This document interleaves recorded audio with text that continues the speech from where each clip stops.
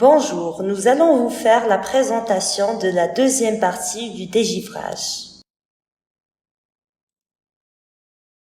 Je m'appelle Oumaima Farhi du département d'ingénierie dans le cadre de l'espace de formation. La présentation aura l'indice suivant en commençant par les processus du dégivrage, les types de dégivrage et finalement un tableau récapitulatif des types de dégivrage. Processus de dégivrage. Pour déterminer l'énergie thermique nécessaire pour faire fondre le givre accumulé dans l'évaporateur, nous devons d'abord connaître le volume de givre généré. Comme nous l'avons vu dans le bloc précédent, la quantité d'eau déshumidifiée dépend de la différence d'humidité absolue entre l'air de sortie ainsi que du débit d'air traité. Tout d'abord, nous calculons la chaleur sensible qui est l'énergie nécessaire pour amener le givre à 0 degré depuis la température actuelle, où QS est la chaleur sensible du givre, M présente le kilogramme de givre, Cp représente la capacité calorique à pression constante du givre et l'incrément de T est la différence de température entre la température actuelle et 0 degré. Ensuite, nous calculons la chaleur latente de fusion qui est l'énergie nécessaire pour changer le givre de l'état solide à l'état liquide, où QL est la chaleur latente de fusion de givre, M présente le kilogramme de givre et EL est la chaleur latente de fusion. L'énergie totale nécessaire pour le dégivrage est la somme de la chaleur sensible et de la chaleur latente.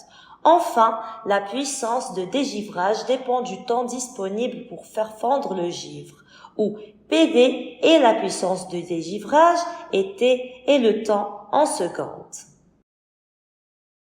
Le processus du dégivrage commun est le suivant.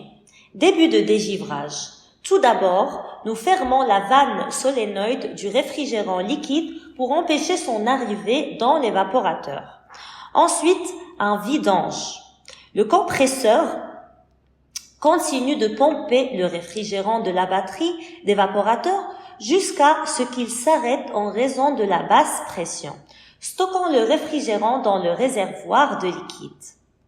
Arrêt des compresseurs et ventilateurs. En plus des compresseurs, les ventilateurs sont également éteints pour éviter que l'air chaud ne circule dans la chambre pendant le dégivrage. Apport de chaleur. Indépendamment de la méthode ou de la façon, et le dégivrage a comme objectif ou principe fondamental l'apport de la chaleur à la glace accumulée pour qu'elle puisse fondre. Cette chaleur peut provenir de différentes sources telles que l'air, l'eau, les résistances électriques ou le gaz chaud provenant du compresseur. Fin du dégivrage. La fin du dégivrage peut se terminer de deux manières, par température ou par temps. Par température, le capteur de dégivrage détecte une température supérieure à 0 degré et arrête automatiquement le dégivrage lorsque cette température est éteinte. Par temps, une durée spécifique est définie dans les paramètres du système arrêtant le dégivrage à la fin de cette période. D'autres paramètres qui doivent se considérer qui retardent le temps du dégivrage sont le temps de goutte à goutte, qui permet à l'eau de goûter et à l'évaporateur de se refroidir, réduisant le choc thermique. Le retard des ventilateurs ou le temps de séchage. La vanne solénoïde s'ouvre et permet au réfrigérant de circuler dans le système sans que le ventilateur ne fonctionne, facilitant un refroidissement progressif. Le temps d'injonction, qui permet de vider l'eau de l'évaporateur et de faire évaporer le liquide accumulé dans l'évaporateur. Et finalement, le drainage de l'évaporateur pour l'élimination du liquide chaud accumulé dans l'évaporateur. Dans cette diapositive se présente un cas réel de dégivrage par gaz chaud sur l'équipement BCV-LT 1028, utilisant la régulation XW60LH. Sur cet équipement, le dégivrage se termine à une température de 20 degrés. Lorsque le relais de dégivrage est activé, le ventilateur s'arrête et le dégivrage s'arrête lorsque la sonde atteint la température de consigne. À ce moment-là, le compresseur s'arrête et après un certain temps, la solénoïde de dégivrage se ferme. Ensuite, le système revient en mode froid. Il y a un délai de démarrage du ventilateur pendant cette période, pendant laquelle l'évaporateur se refroidit par convection naturelle avec l'air de la chambre, évitant ainsi le choc thermique. L'emplacement de la sonde de température est crucial pour assurer un dégivrage efficace. Cette sonde doit être placée à l'endroit où la glace fond en dernier, au point le plus défavorable de l'évaporateur. Cela garantit qu'en détectant une température supérieure à 2 degrés, nous pouvons affirmer que toute la glace a fondu. Pour un emplacement optimal, la sonde doit être près de la vanne d'expansion et loin de la résistance de dégivrage. Cela évite les lectures incorrectes qui pourraient interrompre le dégivrage prématurément. Dans les systèmes de réfrigération, certains processus de dégivrage fournissent plus de chaleur que d'autres pour faire fondre la même quantité de glace. Le dégivrage le plus efficace sera celui qui, en générant la chaleur nécessaire, nécessitera d'une consommation minimale sur une période déterminée. Nous parlerons du dégivrage par air, du dégivrage par résistance électrique, du dégivrage par gaz chaud, du dégivrage par glucose chaud et du dégivrage par inversion de cycle. Pour comprendre l'impact du dégivrage, il est essentiel de comprendre qu'il affecte certains produits. La glace, elle est surgelée. Si la température dépasse les moins 17 degrés pendant 1 heure, elle peut compromettre la sécurité des aliments. La viande rouge, au-delà de 2 degrés, elle commence à s'assombrir en raison de l'oxydation. Les fruits et légumes, ils sont plus résistants et peuvent tolérer des périodes plus longues au-dessus de 5 degrés sans dommages significatifs. Des autres facteurs à considérer sont la taille.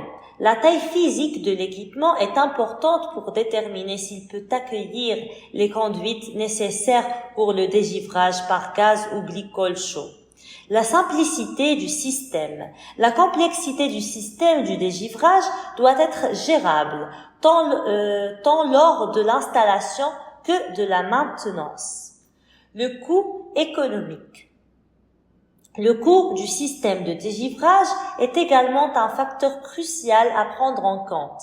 Un système efficace doit avoir un rapport coût-efficacité approprié. Dégivrage par air. Le dégivrage par air est une méthode où l'air ambiant est utilisé pour dégivrer la glace accumulée dans les évaporateurs.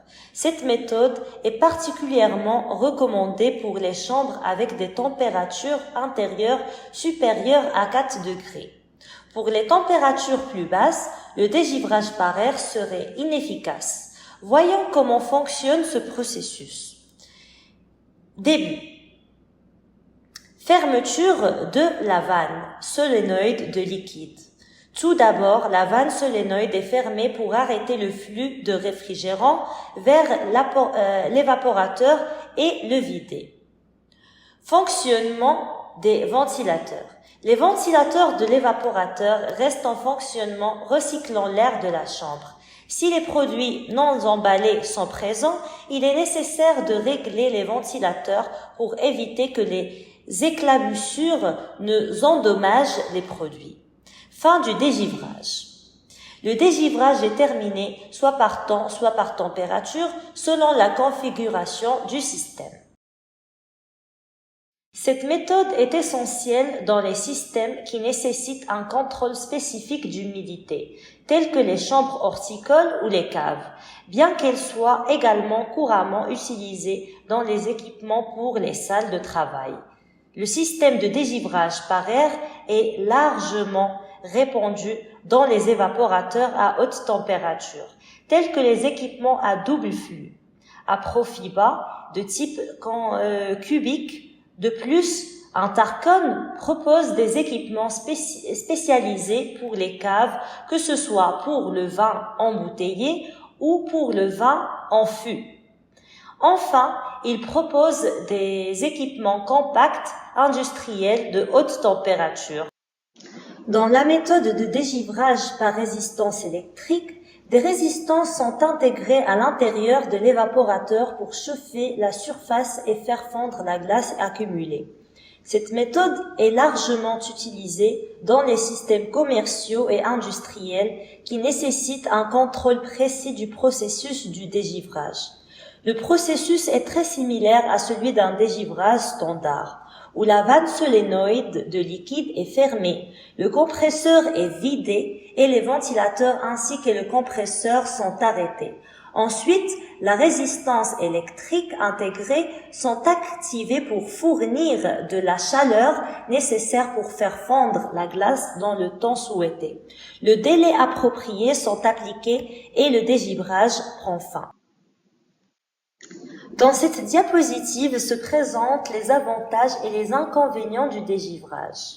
Parmi les avantages, le contrôle précis. Cette méthode permet un contrôle exact du processus de dégivrage, garantissant la fonte de la quantité adéquate de glace. L'automatisation. L'activation des résistances électriques peut être programmée pour effectuer des dégivrages automatiques à des moments spécifiques, facilitant ainsi l'opération du système. L'impact minime sur la zone réfrigérée. Bien que la chaleur soit générée, l'augmentation de la température dans la zone réfrigérée est contrôlée et n'affecte pas significativement les produits stockés. Les inconvénients, parmi eux, peuvent être l'haute consommation d'énergie. Cette méthode tend à consommer plus d'énergie électrique, car elle nécessite l'activation des résistances pour générer de la chaleur avec un COP de 1. L'augmentation de la température de la chambre. L'activation des résistances peut élever la température de la chambre au-delà des valeurs habituelles, ce qui peut diminuer la qualité de la conservation des produits. L'entretien régulier. Il est nécessaire de réaliser un entretien régulier pour s'assurer que les résistances fonctionnent correctement et éviter les pannes opérationnelles. L'utilisation des résistances électriques est également répandue, étant une solution simple à mettre en œuvre et à contrôler. Elle est par exemple utilisée dans les évaporateurs de température médium à basse et aussi pour les équipes parties. Dégivrage par gaz chaud.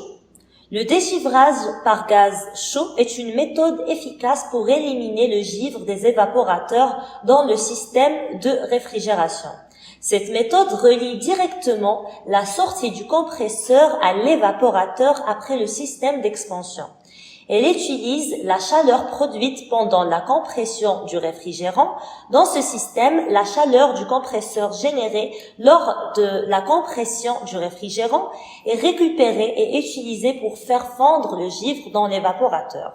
Ce processus est particulièrement efficace dans les installations frigorifiques, qui nécessitent un dégivrage fréquent et efficace. Le dégivrage par gaz chaud est un système techniquement simple où l'emplacement de la source de chaleur est désormais situé au même endroit que la génération de froid, ce qui rend le dégivrage plus efficace tout en consommant moins d'énergie. Pour assurer un fonctionnement sûr et efficace du dégivrage par gaz chaud, il est essentiel de prendre certaines précautions. Par exemple, éviter les routes de liquide vers le compresseur. Il est crucial de s'assurer que celle du gaz chaud et non du liquide retourne au compresseur, car le liquide pourrait causer des dommages graves.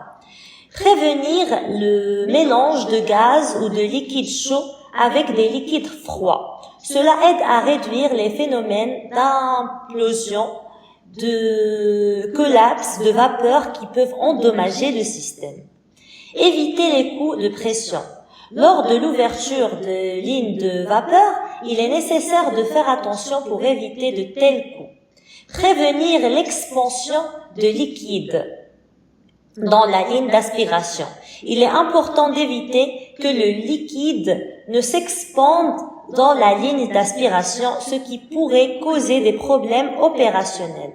En conséquence, nous pouvons opter pour des mesures de sécurité et d'optimisation telles que séparateur de liquide d'aspiration. Pour éviter les coups de liquide, un séparateur de liquide d'aspiration peut être installé. Soupage de régulation de pression d'aspiration. Elle contrôle l'injection de gaz chaud pour s'assurer que la pression d'aspiration ne dépasse pas la valeur réglée, évitant ainsi le surchauffage thermique sur le compresseur. Soupage limiteuse de pression d'aspiration. Elle protège le compresseur contre le surchauffage technique. En cas de gaz, il n'y a aucun problème, mais en cas de liquide, cela pourrait endommager le soupage. Pour un dégivrage efficace par gaz chaud, il est crucial d'établir des conditions de fonctionnement appropriées. Nous avons besoin de la température dans l'évaporateur soit supérieure à 0 degré pour faire fondre la glace, bien évidemment. Pour garantir ce processus, nous considérons une température d'environnement de 7 degrés dans l'évaporateur.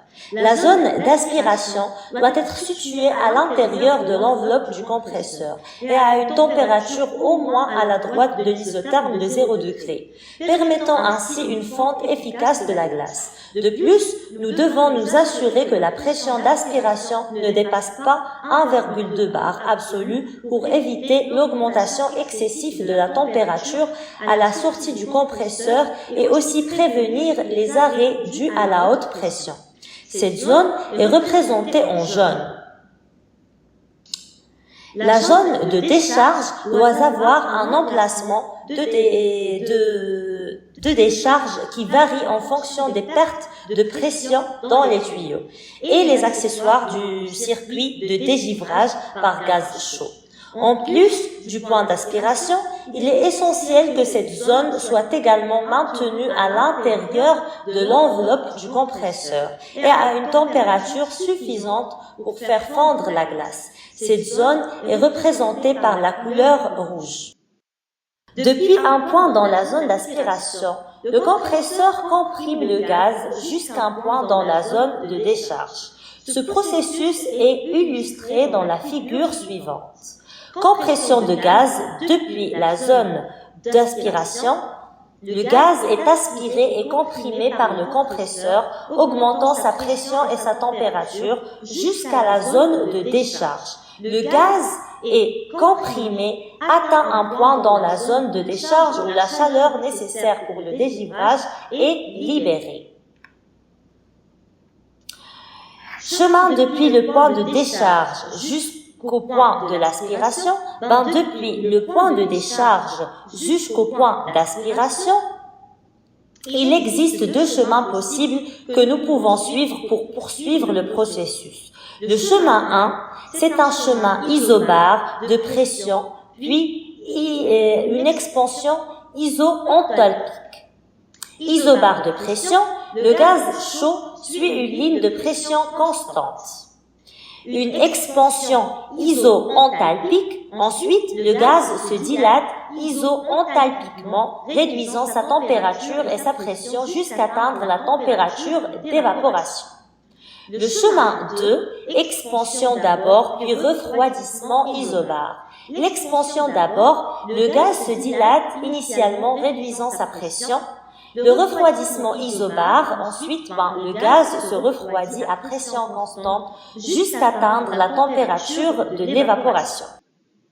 Ici, le dégivrage réel est représenté par une ligne verte, indiquant comment le processus gère les pertes de charge dans la conduite de refoulement et d'aspiration.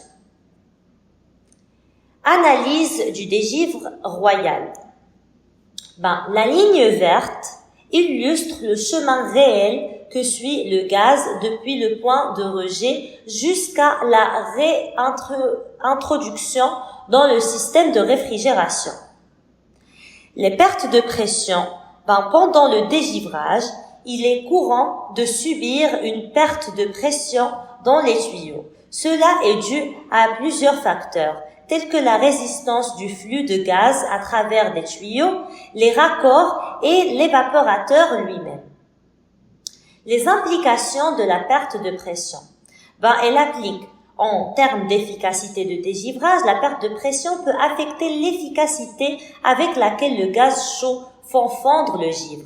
Une perte de pression plus importante peut nécessiter des ajustements de système pour maintenir l'efficacité du dégivrage. Un besoin d'ajustement de système. Il peut être nécessaire d'ajuster les paramètres de compresseur ou même de modifier les tuyaux pour optimiser le débit, minimiser les pertes de pression. Un aspect critique dans la gestion du dégivrage par gaz chaud est d'éviter les coups de liquide sur le compresseur. Ce risque survient lorsque le réfrigérant ne parvient pas à évaporer complètement avant de retourner au compresseur. Pendant le dégivrage, si le réfrigérant ne s'évapore pas complètement dans l'évaporateur, il retourne au compresseur sous forme de liquide. Cette situation est indésirable, car le compresseur est conçu pour compresser des gaz, pas des liquides. Les conséquences peuvent être l'entrée de liquide dans le compresseur, qui peut causer de graves dommages mécaniques, endommager les joints d'étanchéité et même gripper les compresseurs. Nous explorons maintenant le système de dégivrage par gaz chaud à 3 tubes, une alternative efficace et simplifiée qui optimise l'opération et réduit le stress thermique sur les évaporateurs. Réduction de pression. À l'aide d'une vanne prestostatique, la pression du gaz chaud provenant de la centrale de compresseur est réduite à 1 ou 2 bars au-dessous de la pression d'évaporation. Refroidissement du gaz. Cette expansion réduit la température du gaz chaud de 10 à 15 Kelvin, atteignant des températures d'environnement 60 ou 50, selon la pression de travail des compresseurs. L'introduction dans l'évaporateur. Le gaz à basse pression et à température modérée est introduit dans l'évaporateur par l'entrée du distributeur, où il cède sa chaleur latente et se refroidit jusqu'à une température légèrement supérieure à 0 degré. Retour au compresseur. Le gaz retourne au compresseur via la ligne d'aspiration sans risque de condensation liquide. Parmi les avantages du dégivrage par gaz chaud à 3 tubes, la simplicité. C'est une méthode qui ne nécessite pas de composants supplémentaires pour le dégivrage. Le coût initial est aussi inférieur. Aucune vanne de dérivation supplémentaire ou autre composant spécifique pour le dégivrage n'est requis. Le coût est moindre par rapport à d'autres systèmes tels que l'électrique. La régulation est simple car elle contrôle uniquement le solénoïde de dégivrage de gaz chaud. Il est introduit à basse pression et à une température inférieure à celle du système à 4 tubes, ce qui évite tout stress mécanique ou thermique sur l'évaporateur. Un inconvénient est l'absence de récupération de chaleur. Contrairement au système à 4 tubes, le dégivrage par gaz chaud à 3 tubes ne récupère pas la chaleur de la centrale de compresseur, ce qui signifie que toute la chaleur pour le dégivrage provient de la consommation électrique du compresseur lors de la recompression du gaz. Le COP est limité. Le coefficient de performance COP pour la génération de chaleur de dégivrage est proche de l'unité. La puissance du compresseur est équivalente à la puissance du dégivrage, ce qui indique que l'efficacité énergétique est relativement faible par rapport au système capable de récupérer de la chaleur. Le dégivrage par gaz chaud à 4 tubes représente une technique avancée qui utilise l'inversion de cycle dans les évaporateurs pour optimiser l'élimination de givre, en utilisant la chaleur de condensation des compresseurs. Voyons en détail son fonctionnement et ses implications. L'introduction du gaz chaud. Le gaz de la ligne de décharge est introduit dans la ligne rouge des évaporateurs à dégivrer. Inversion de cycle de l'évaporateur. À l'aide d'un ensemble de vannes dans la ligne d'aspiration et de dégivrage, le cycle de l'évaporateur est inversé. Cela peut impliquer un changement abrupt de la pression de travail. Géré avec des vannes de petit calibre pour l'équilibrage de la pression. Installé en parallèle avec des vannes pilotées ou à ouverture lente pour atténuer les ondes de choc et les coups de liquide. Circulation forcée. Une vanne pilotée à pression différentielle est utilisée en parallèle dans la ligne de décharge pour créer une différence de pression de 1 à 2 bars.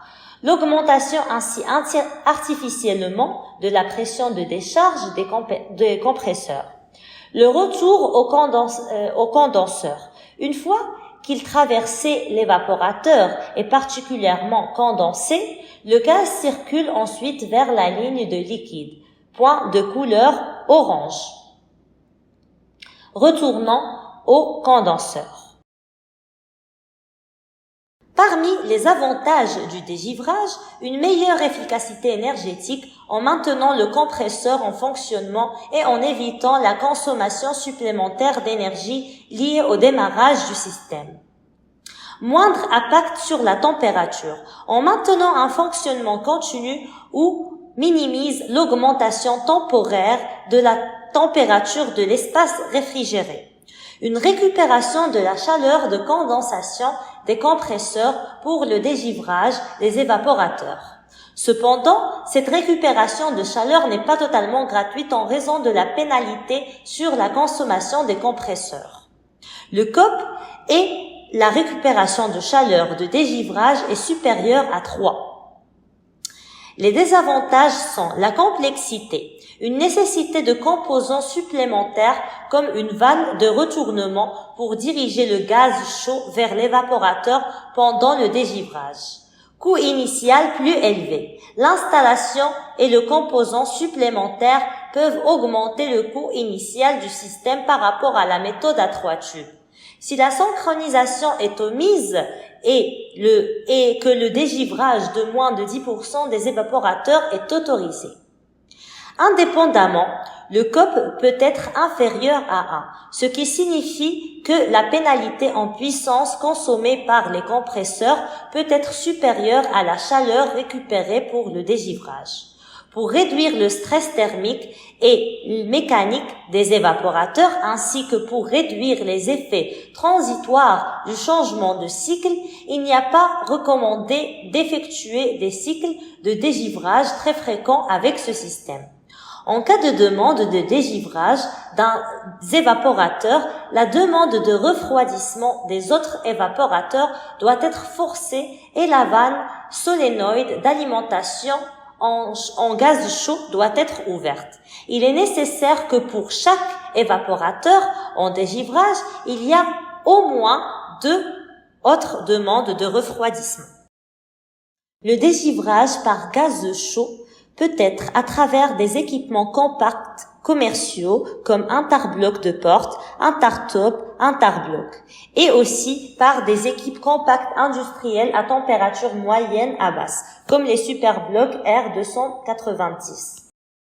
Pour examiner la faisabilité de passer d'un dégivrage électrique à un dégivrage par gaz chaud dans une centrale de température moyenne de 143 kW de R134 4a, nous devons analyser plusieurs facteurs clés.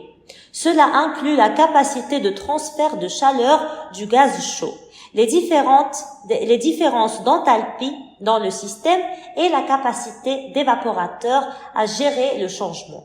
Voici les détails du processus de calcul et d'évaluation pour conservation d'un dégivrage électrique de 18,75 kW par évaporateur pour calculer la faisabilité du passage à un dégivrage par gaz chaud.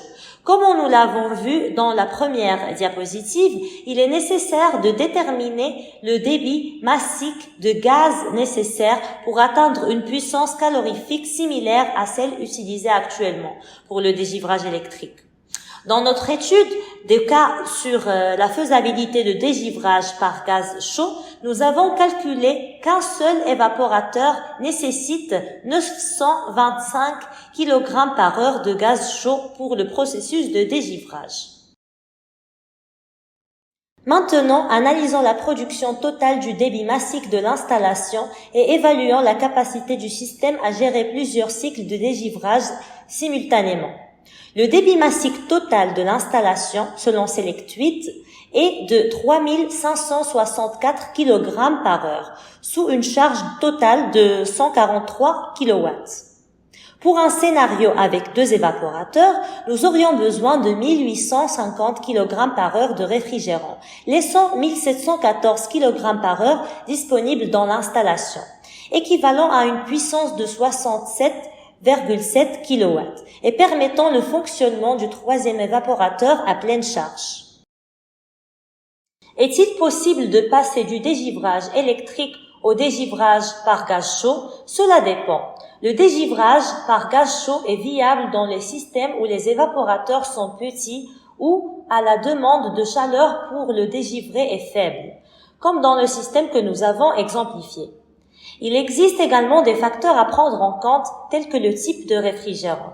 De plus, il est crucial de gérer le nombre d'évaporateurs en dégivrage simultanément pour ne pas dépasser la capacité du système.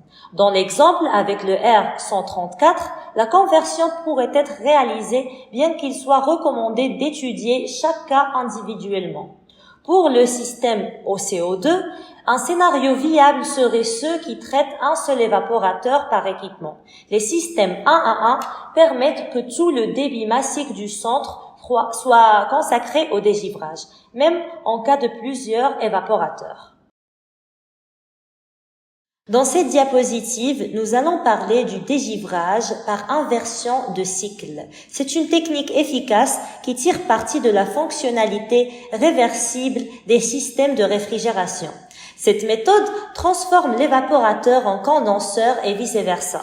Similaire aux pompes, aux pompes de chaleur réversibles pour effectuer le dégivrage de manière rapide et économique en énergie. Début du dégivrage.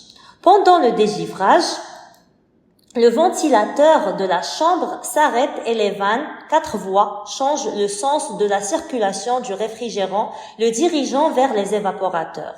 Le transfert de la chaleur dans l'évaporateur, l'évaporateur agissant maintenant comme un condenseur reçoit le gaz chaud qui condense à sa surface, transférant la chaleur à la glace accumulée et le fondant efficacement. La poursuite du cycle.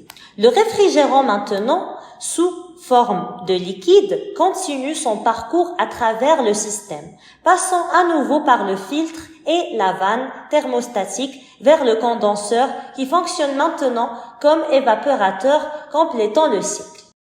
Dans le diagramme de Molière, nous pouvons observer que toute la puissance de condensation correspond à la puissance de dégivrage, incluant à la fois la chaleur sensible et la chaleur latente de condensation. Dans la diapositive suivante, nous allons présenter les avantages et les inconvénients du dégivrage. Parmi les avantages, l'efficacité énergétique. En utilisant la chaleur du processus de compression et d'évaporation, cette méthode est plus efficace et consomme moins d'énergie par rapport au dégivrage électrique. La rapidité. Le dégivrage est réalisé très rapidement grâce à l'utilisation de toute la puissance de condensation. La localisation du point chaud. Le point chaud généré pendant le dégivrage est situé au même endroit que la production de froid, ce qui augmente l'efficacité du processus. Les inconvénients sont la complexité du système. Le système utilisant le dégivrage par inversion de cycle sont plus complexes en termes de conception et d'installation. Il nécessite des composants supplémentaires tels que des vannes à 4 voies et des commandes automatisées, ce qui peut augmenter les coûts initiaux et de la maintenance. Il y a aussi un risque de coût de liquide. Il existe un risque de coût de liquide de réfrigérant retournant vers le compresseur lors du chargement de cycle, ce qui peut endommager gravement le compresseur s'il n'est pas géré correctement. Finalement, l'usure due aux changements fréquents de cycle. Les changements fréquents de cycle peuvent accéder à l'usure des composants et réduire la durée de vie du système, notamment des vannes et du compresseur. Finalement, dans cette diapositive, nous allons voir le dégivrage par glycol chaud. Cette méthode implique l'utilisation d'une solution de glycol chauffé qui est pompée à travers des serpentins ou des tuyaux situés à l'intérieur de l'évaporateur pour fondre la glace accumulée. Au début du dégivrage, la électrovanne de glycol s'ouvre et pompe du groupe hydraulique est activée. Le glycol chaud est dirigé vers l'évaporateur qui dispose d'un circuit indépendant.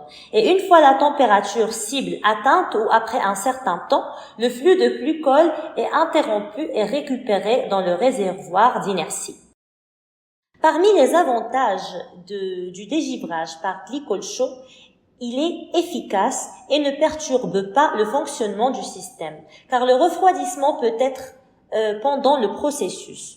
De plus, le glycol chaud n'affecte pas la température dans la zone réfrigérée de la même manière que l'air chaud, ce qui peut être bénéfique dans certaines applications sensibles à la température. Il évite également le stress thermique, ainsi que les évaporations négatives dans l'aspiration du compresseur, comme c'est le cas avec le dégivrage par gaz chaud. Les inconvénients sont: il nécessite un système supplémentaire de pompage et de circulation de glycol, ce qui peut augmenter la complexité et le coût du système de réfrigération. De plus, un contrôle précis est nécessaire pour garantir que la température du glycol reste dans les plages appropriées, afin d'éviter tout dommage à l'évaporateur. Et finalement, ici se présente un tableau récapitulatif des types de dégivrage que vous pouvez consulter. Merci pour votre attention. Si vous avez des questions, n'hésitez pas à nous contacter sur nos réseaux sociaux.